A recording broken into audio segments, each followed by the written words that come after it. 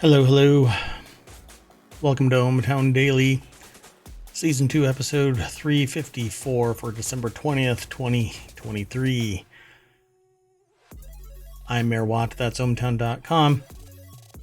Tonight we're going to be talking about This Cheese Doesn't Smell Right, AI Coscientist and Patents, You Can Hear Temperature in Glass, Rite Aid wanted AI facial recognition, Chicks on Sunday, Ransomware gang says nuh-uh, Wizard of the Coast and artificial intelligence, ditch the glitter, MineShrek, and DesignerCon. Let's get into today's articles.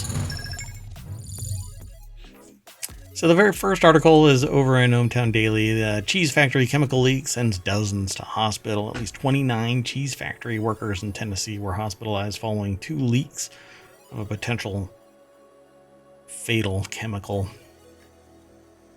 You wouldn't think cheese has a lot of chemistry in it other than, milk and rennet. But apparently it's a little bit messier than that. I'm not sure why Newsweek does what it does, but anyway, Newsweek.com has a Disney resort evacuation chemical exposure thing as the headline. I don't understand why. Anyway, Ayla Slisko, I guess is their name, is the writer for this article over at Newsweek.com. Apparently what ended up happening was anhydrous ammonia was leaking from a tank or refrigeration unit at the La Casera Mexicana, I guess, a cheese factory. Wednesday morning, emergency responders arrived at the factory at around 7:15 a.m. after the first leak was detected. Apparently, some people were sick, went to the hospital, somebody came in, fixed it, and then some short time afterward, there was another leak and a bunch of other people fell sick, 23 more workers. And it says it's unclear whether the second leak was caused by the same valve as the first. And there isn't really much more in this article, but I thought that I would talk about it because you can make cheese at home. And it's kind of weird that I guess when you get to that level, you need a different type of chemistry set to play with. And you shouldn't be doing it in your kitchen with anhydrous. What was it? Let's see, it says it up here. Doggone it. Anhydrous ammonia, because they talk about it as being part of fertilizer. But yeah, it's used to make fertilizer. And it says is a relatively common refrigerant in large industrial operations, but it's interesting that. Oh, and they say that technicians actually prefer using it because it can be smelled quicker than other odorless refrigerants. But there are some, reasons why you shouldn't be messing around with this stuff. Concentrations of 300 to 500 parts per million are immediately dangerous to life.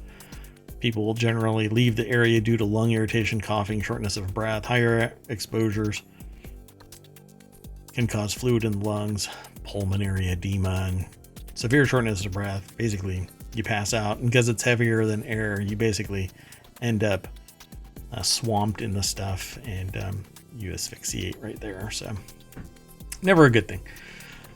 So let's keep going. The next article is over in Technology Today. Artificially intelligent co-scientist automates scientific discovery.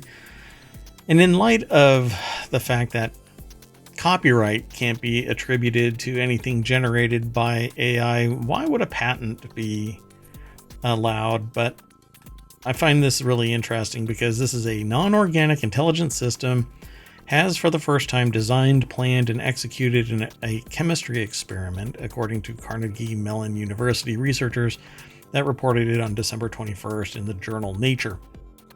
So the article is over in techexplore.com, and it says, quote, "We anticipate that intelligent agent systems for autonomous scientific experimentation will bring tremendous discoveries, unforeseen therapies, and new materials. While we cannot predict what those discoveries will be, we hope we will see a new way of conducting research given by the synergetic," nice, big business word there, synergetic, I thought it was synergistic, partnership between humans and machines, according to the Carnegie Mellon research team that wrote that in their paper. So this is the system. It's all pretty neat. It's all automated. It all uses AI. But if there is a discovery, and it's like an erector set, you can buy these extrusions and bolt them together like every day of the week. It's pretty cool. All of this is extrusion. And you slide little things inside the grooves so that you can bolt things on. I love this stuff. You want a really big desk or something like that, you buy a big tabletop off of Amazon, and you buy these extrusions from wherever you can get them, really, and you just bolt them together and they lock tight. Yeah, it's pretty cool. Anyway, enough gushing about extrusion, aluminum extrusion. I'm kind of weird that way. So this here, this whole system is all automated. So if it discovers something, how can it be attributed to a human being? Because, you know, the art that I create, the music that I write, the writing that I generate using AI that is issued off of my instruction, that's not allowed. That can't be protected. But apparently, maybe the discoveries executed by this automated erector set, that is okay. That will be patented. This will be an interesting discussion after the new year. This may be my last show for 2023, and maybe it depends on what happens between now and just after the holiday. So we'll see if I'll pick it back up. And when I do pick it back up, I'll backtrack and fix all of the episodes that are missing, because I don't want to miss a single day. But unfortunately, I am getting pulled away. So we'll see what happens with that. At any rate, let's go on to the next article. This next article is over in ohmTown Daily. Man stuns TikTok by showing how you can actually hear temperature. And I'm going to throw this into the chat so you can check that out. There you go. But I've actually listened to this. The article was put together by Pandora Dewan or Dewan. I'm not sure how they pronounce their last name. But what I'm going to do is I'm going to silence my outbound music. So let me make sure that it's quiet. Okay. And I'm going to let this audio play, and we'll go from there. Okay. So this is a TikTok video, and I'm just going to play it from right about... Let's see here. Let me get closer to where it is. Okay. So you can follow the link and it'll take you over there, and you can do his little exercise, their little exercise in how this plays out on TikTok. But I want to jump to it. So here's what's going on. They're going to pour hot water into a glass and then cold water into a glass, and you'll be able to hear the difference. I find it really interesting because many people have heard this difference before, but they don't sit there and go, oh my God, I can hear the difference between hot water and cold water. But I think we have all heard it. Not all of us have made that connection, though. And it's very apparent. So here. All right, this is pour number 1.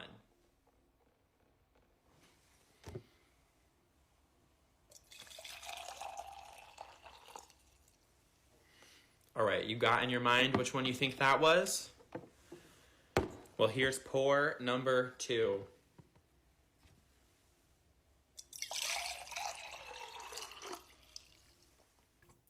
Okay. Did you get your answers? Yes. Anyway, you can actually hear the difference, and it's because the hot water will basically generate a deeper tone. And I haven't gone through to see why there is a tonal difference, but other than just saying that it has a higher energy state, there's more energy. The atoms are further apart. As simple as it may sound, hot water is closer to a gas, so they're further apart. And they have more energy, so they're bouncing around more, whereas cold water is a lower energy state and it doesn't bounce around as much, so it comes across as a little bit crisper. But you can actually hear the difference when you turn up the volume. So anyway, I thought it was really interesting and I wanted to draw attention to it. But TikToker Wyatt Cannon demonstrated the phenomenon, and it's the author here over at newsweek.com. It says that the internet is in disbelief, but many people have observed this over the existence of time, and I find it really neat that somebody drew attention to it and everybody's like, oh my god, this is amazing. It's pretty cool. So I'm glad that they did it, and it draws attention to the science of something as simple as pouring a glass of water. So maybe out of 26 million views at the time that this article was written, which was, I think, let's see, today, about 8 hours ago, 9 hours ago. Yeah, maybe one of the 26 million people will convert into being a scientist in their academic pursuits and change the world for the better, based off of whatever this might be. So it says, it all comes down to viscosity, how thick the liquid is. Again, higher energy state means that it's going to flow differently than the lower energy state. You can see this much more clearly with honey. The science presenter and physicist Steve Mould explains in a video on Tom Scott's YouTube channel. Cold honey tends to act more like a solid, while warm honey is much more runny. The same thing happens with water, correct? So pretty neat. And yeah, the article has a little bit more to it, so definitely follow the link through ohmTown and go check it out. It's pretty fun. Let's go on to the next article.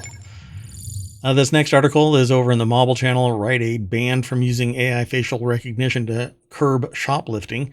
What's interesting about this is I was recently in a Rite Aid, and somebody shoplifted pretty much directly in front of me. They were further down an aisle that I was sitting in a chair, and I watched this person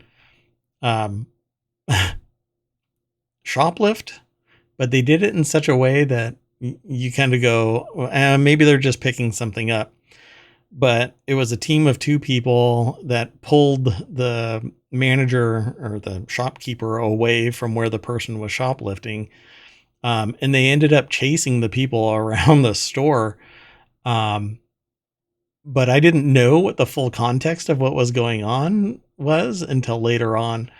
And now I see, this actually is the second article. There was a previous article earlier, I think it was maybe day before yesterday or yesterday, where Rite Aid said that they were going to use facial recognition. But Rite Aid is banned for 5 years from using artificial intelligence facial recognition to try to curb shoplifting, the FTC Commission said on Tuesday.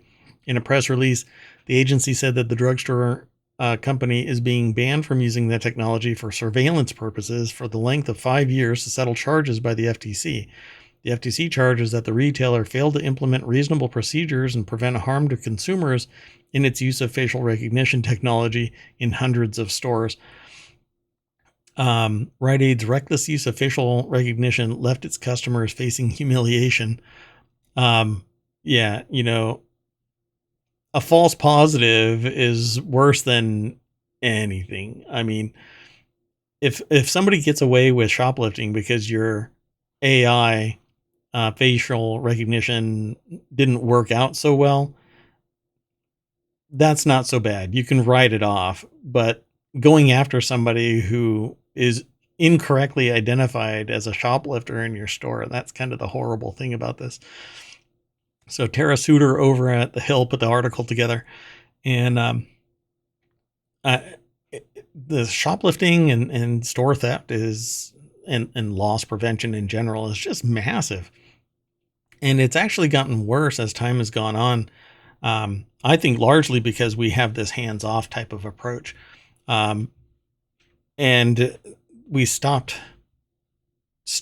people from stealing stuff from stores because the business had insurance and people would sue the employer if a person working in the store stopped the person from stealing and they got hurt, right? And rightfully so.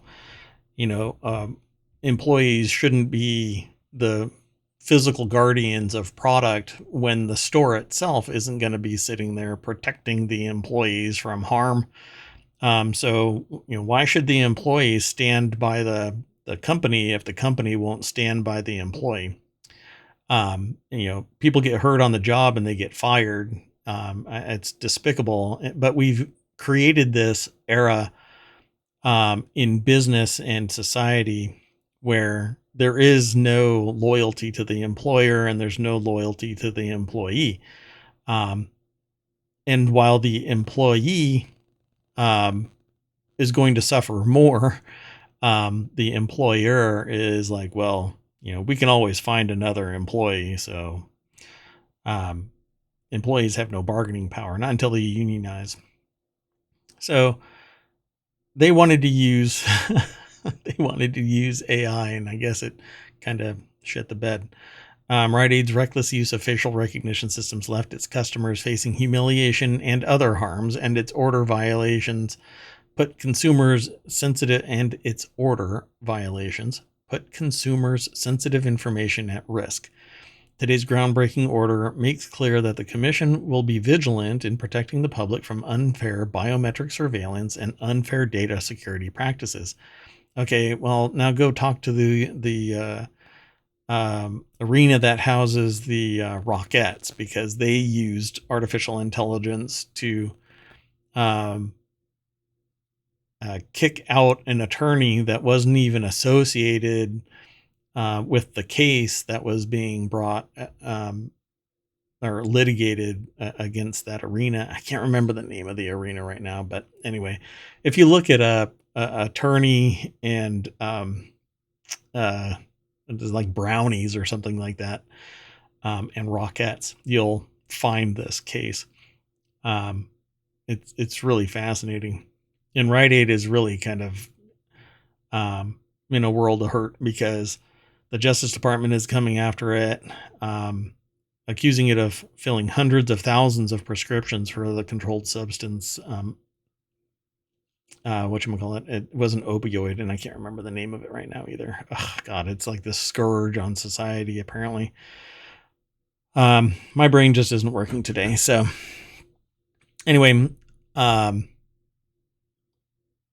yeah, there was just a huge settlement too, with, I think, Rite Aid being one of the big catching the brunt of the settlement. Anyway, let's keep on going. I won't belabor too much, at least this stuff. The next article is over in ohmTown Daily. Chick-fil-A could be forced to open on Sundays. A New York state assemblyman is pushing a bill that would keep Chick-fil-A restaurants in the state rest stops open 7 days a week. That's right, folks.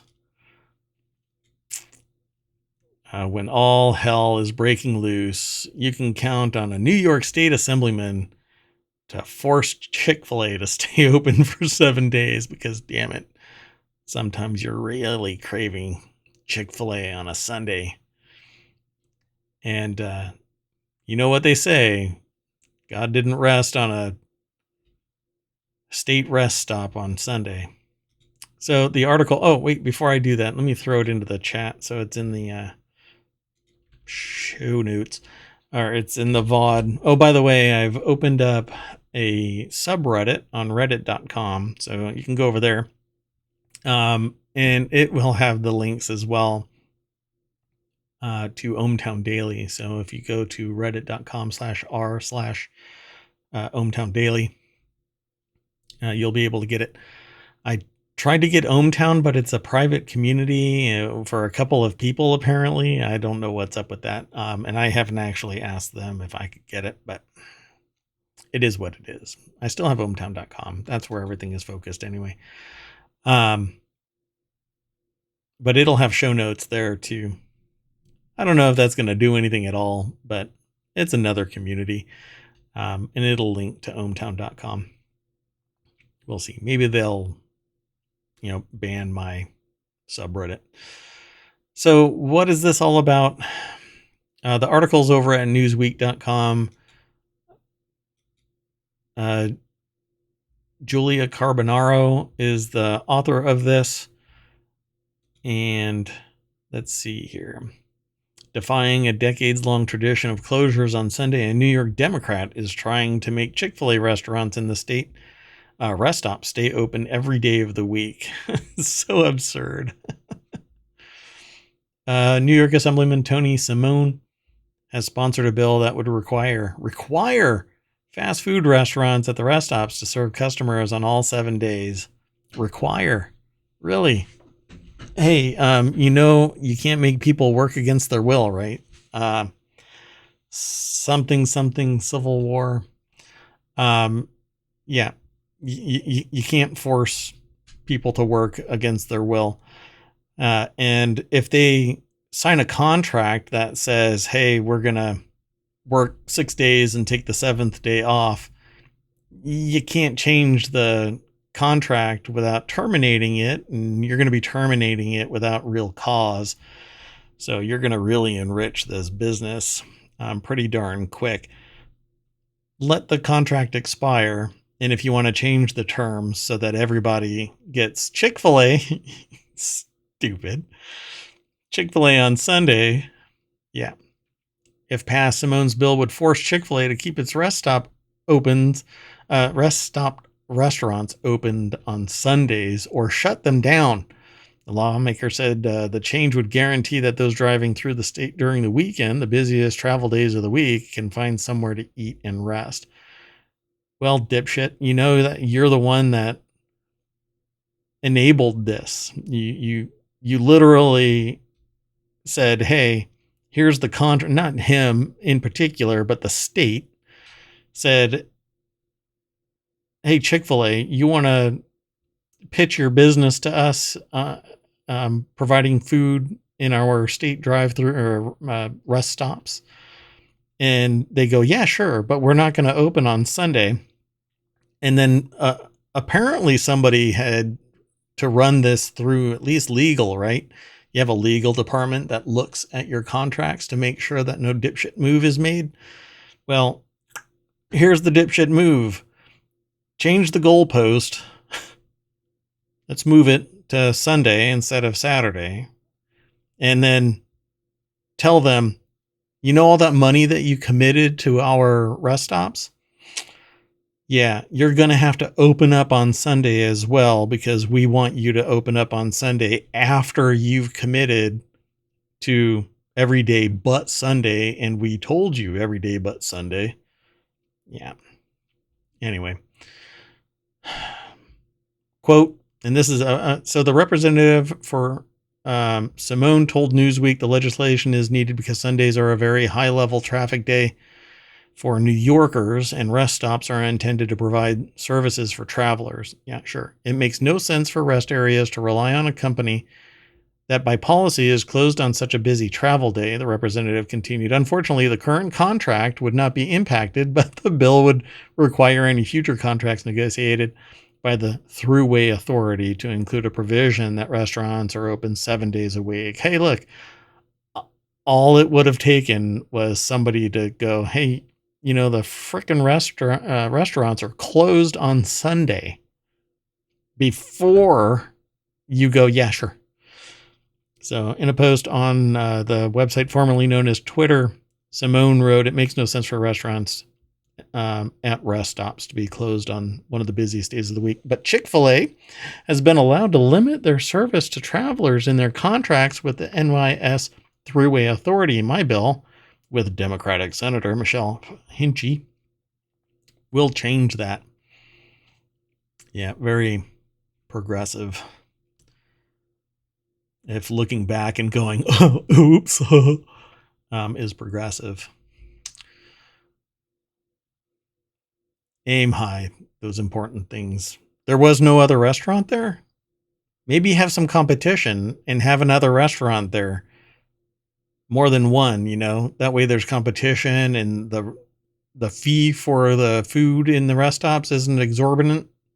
You know, $5 for a bottle of water. Anyway, next article is over in ohmTown Daily. Ransomware gang unseizes its site and issues new threats after FBI takedown. Hey, if you're going to go for the king, aim for the head, right?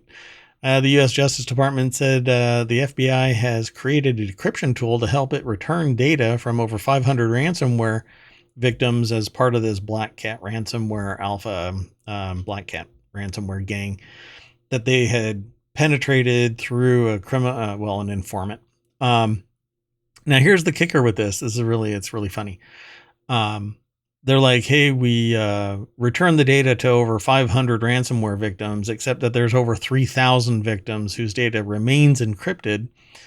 And Bleeping Computer reported, like they did yesterday, I think it was yesterday, that FBI had only had the decryption keys for 400 or so, and that Black Cat has regained control of its site. How the hell did that even take place? Anyway, the FBI, working with international authorities, says it has offered to help decrypt data for hundreds of victims of Alpha Black Cat.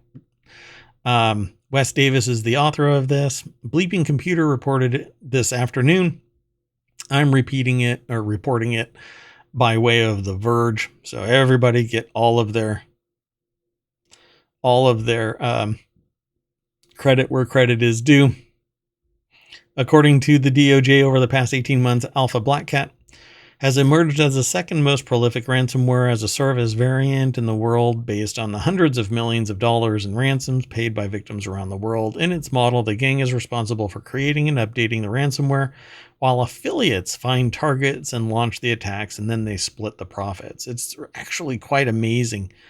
Over the summer, the gang also claimed credit for a Reddit hack, demanding $4.5 million to return the data, as well as stealing data from games publisher Namco Bandai. I flipped that. I think I might have a little bit of dyslexia today. Near the end of the summer, the gang claimed credit for shutting down several MGM resort casinos and hotels in Las Vegas, Nevada, which is something that we actually reported on too, by way of others that are doing the actual reporting. Just kind of because ohmTown aggregates a bunch of data. I like to talk about that stuff. And yeah, we actually spoke about MGM resorts. Once you are breached, you might as well just format and reinstall, nuke it. Consider it akin to finding a spider in your bed. You just burn the whole place down. I think it's funny that they got it. They got the whole site back, apparently, according to Bleeping Computer. Bleeping Computer is one of the aggregation sources. All right, let's keep going. Here's another one. Technology Today. Wizards of the Coast doubles down on generative AI stance as artists are, quote, what makes D&D great. Wizards of the Coast is owned by Hasbro, which just laid off 1,100 people. I feel bad for anybody at Wizards of the Coast, but I guess I don't know. I don't know if Wizards of the Coast is particularly protected, but Hasbro fired 1,100 people. In the new 2024 Player's Handbook, all of the core character classes in Dungeons & Dragons will get full-color illustrations like the one that we're about to see when we flip over to the site itself, which depicts a fighter. I think it's created by somebody named Nestor Osandon for Wizards of the Coast. In response to the social media criticism, Wizards of the Coast has released a statement that further clarifies its stance on the use of generative AI material for the Dungeons & Dragons tabletop game. This all is in response to someone acknowledging that some of their work was created by an AI, and it didn't go over so well with people who have their heart and soul invested in Wizards of the Coast and Dungeons & Dragons. I don't know if this is the one. Let me see here. I'm trying to remember the name of the person that said, hey, my name or my art was generated using AI. I don't know. I don't see if they talk about that part of it. Oh yeah. So anyway, what Wizards of the Coast is saying is that they will not allow anything generated by AI. So even if it is it says this comes 4 months after the incident in August, where an artist admitted he'd used AI tools to polish several illustrations he'd contributed to a new D&D sourcebook. In response, Wizards has basically said no to generative AI. And that's fine. I mean, that's a choice for a business, and I'm fine with it. But I'm also not fine with 1,100 people being laid off, and then you give the CEO $3 million as a bonus. Kiss my ass, Wizards of the Coast. All right. Well, not Wizards of the Coast. Hasbro, pardon me. Let me do an editorial correction. Kiss my ass, Hasbro. Wizards of the Coast, you're still too expensive, but whatever. It is what it is. The next article is over in Mobile. Glitter is ready-made microplastic pollution. Time to ditch this Christmas. This is actually something that I've actually spoken of. I am anti-glitter. I was at a restaurant recently where there was glitter embedded in the wooden chairs that I was sitting at. Well, it was a bench. So anyway, I asked when the stripper sat there, because there was glitter all over the seat. It was embedded in the wood. So there's your microplastics, folks. A few months ago, shoppers in Germany were reported to have been stockpiling decorative glitter. That's because it's now officially banned in the EU. I think here in the States, we should do the same thing. Cameron Maroof from The Conversation. I think I'm pronouncing their name properly. I'm sorry if I'm not. But anyway, The Conversation is an external website, but they publish a lot of stuff over on phys.org. I'm not quite sure what the relationship is, but they are really, really connected to phys.org. So it says here, glitter is made of plastic. Since plastic doesn't really degrade, almost every bit ever made can still be found somewhere. The glitter you use for Xmas decorations a decade ago probably still exists. Close to home, it's likely to be trapped between fibers of your carpet, wedged between your keyboard, and even consumed by your pet or you. Further afield, it may have made its way into the ocean. Glitter is widely used to decorate clothing, arts, crafts, in cosmetic products. But let's call it what it is. Beyond the shimmer and the sparkle, glitter is microplastic. It really is. So it says it prevents recycling. Fish think that it's food. Microplastics have been found inside human bodies. One study estimated that humans ingest or inhale more than 100,000 bits of plastic each day. Eliminating plastic glitter would be one less source of microplastics to worry about. Now I'm a little bit bent out of shape. I've known about this, but I've never really spoken out against it, other than saying, glitter is microplastics. But I know of a YouTuber that utilized copious amounts of glitter, and I'm like, wow, something should have been. I don't know if it was biodegradable glitter that was used. I don't think it was disclosed as, but I think it sucks now. And somebody probably should have said something. This is really a bad thing to do, but they did it anyway. Anyway, glitter is produced through plastics, PET, and PVC, and covered with synthetic materials for its visual shimmer. The substances used to make glitter are known to harm human health. Microplastics work their way up the food chain. If you don't absorb it immediately upon its dispersal, it'll get consumed by various animals all the way back up to us, humans, eating it.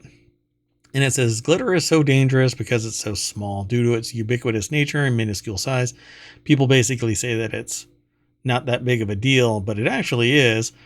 If you actually inhale it, it can have a deleterious effect and cause problems in your lungs. It can have a reaction, and it can either, well, how do I put it?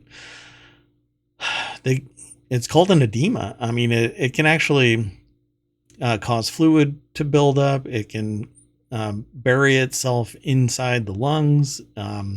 It can cause problems with breathing. Glitter is already a microplastic. It makes it easier to spread and contaminate the soil, air, food. It's widely accessible, pervasive in nature. Washing it down the drain only means it ends up in the ocean. Yeah, and more of this stuff is coming out. We're talking more and more about it. So I think it's great that this article came out. So let's keep on going, though. I only have 2 more articles. I'm kind of ripping through these things. It can't be right. Did I skip something? Hold on. Cheese. Artificial. Man. Rite Aid. Oh, that's why. I didn't publish the Rite Aid article into the chat. Here, I skipped a couple of things. There's the Rite Aid article. Sorry about that. Then the Chick-fil-A. Then ransomware. Here's the Wizard of the Coast article. Man, I neglected to post a couple of... And I put the glitter one up higher. It's in the right order in the show notes, folks. Don't worry. I feel like I'm kind of a hot mess tonight. The next article is over on the Warcrafters channel. At last, Shrek has come to Minecraft, but only for the next few days. The author of this article is over at PC Gamer. Well, I'll give credit where credit is due here in a minute.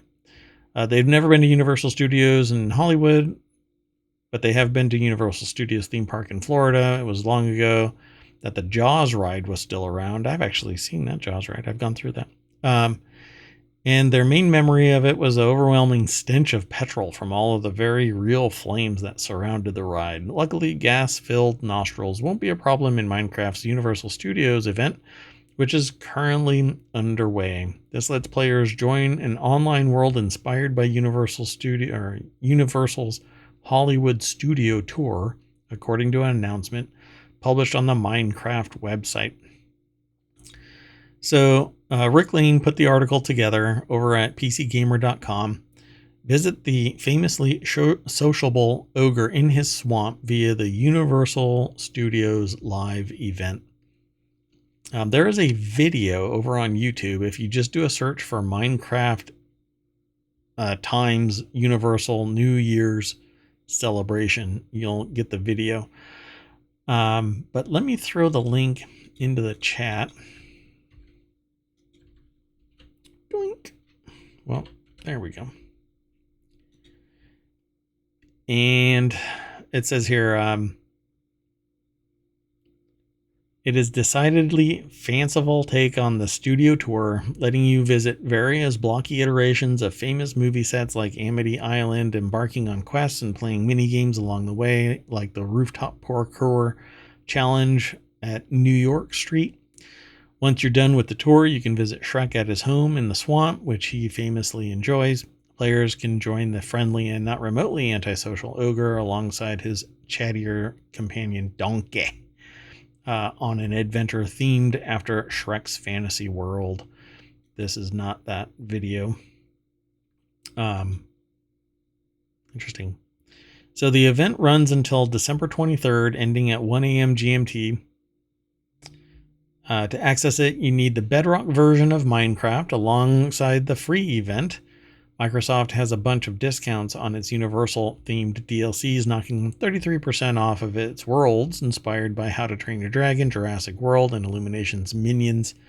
That last one sounds truly nightmarish. Honestly, the author says that they'd take the worlds filled with ravenous dinosaurs and dragons over those jabbering yellow freaks any day of the week. I don't know. I like Minions. I don't know. Feel like they're always looking at me, though. Okay, last article. I don't know if I did transitions throughout this whole thing. No, doesn't matter. The next article is over on the Mobile channel. The amazing art and toys that the authors of this article loved at DesignerCon 2023. Let me throw this into the chat. Go through all 10 of these. 45 minutes, folks. Look at that. Every year, there are a few dates that the author immediately look forward to on their calendar. Their birthday, of course, wedding anniversary, Christmas, Super Bowl, San Diego Comic-Con, and maybe above all others, DesignerCon. Wow.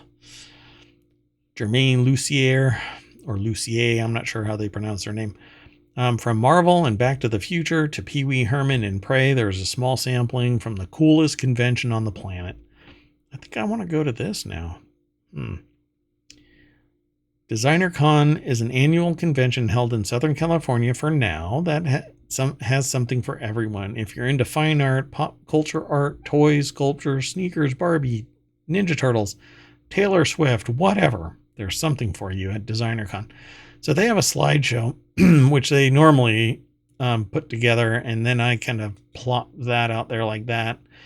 And if I find something interesting, we can take a look at it. But it says amazing art and amazing art and toys that they loved at DesignerCon 2023. That was the intro slide. And then they have Naru from Prey, Pee Wee Herman, and Simone. Pee Wee and Simone? Battle of the Beach from Barbie, Terminator figures, Chucky and Friend, Mobile Suit Gundam, which I'm more into out of all of this so far, Legend of Zelda Breath of the Wild, Samurai Raphael, disguised droids from Star Wars, Trek fiction, Super Mario Free Solo, I'm not sure what that is, Alien minifigs, Dex's Diner, Shin and Balin costumes, customs, not costumes, customs, Marty McFly, Console Hearts, Black Panther, Narsil from Lord of the Rings, The Overlook, Mighty Elbartos, and Feral Predator. So I'm going to look at the Mobile Suit Gundam. Is it actually something? God, I don't know what all this white area or white space is. It looks like it's just a piece of art. Mobile Suit Gundam art piece. Meh. No. Let's see what else. Feral Predator. Looks like a mouse pad or something. What the heck is this? From Prey. Yeah, it looks like a mouse pad or something. I don't know if this is what they're saying is like the most amazing stuff. I don't know. So a TMNT Raphael, Samurai Raphael. Yeah, I don't know. This is not winning me over. Anyway, it's a Gizmodo article. Let me go back to the very beginning of this. And it's over at gizmodo.com, and Germaine Lucier is the author. So go and check it out. There's some more over there. Obviously, I didn't highlight all of them, but we always get back in the party bus and drive back down to Main Street. I would love to refresh this, but you never know. I might want to run this as a promotion. Amazon is trying to stop a lawsuit from the drivers who had to pee in bottles from going to court, because nothing says I treat employees right like forcing them to pee in bottles. I know that it's one of the perks of the job that I used to have. Just kidding. I've never been forced to pee in bottles. I do it by choice. That's it, folks. See you tomorrow.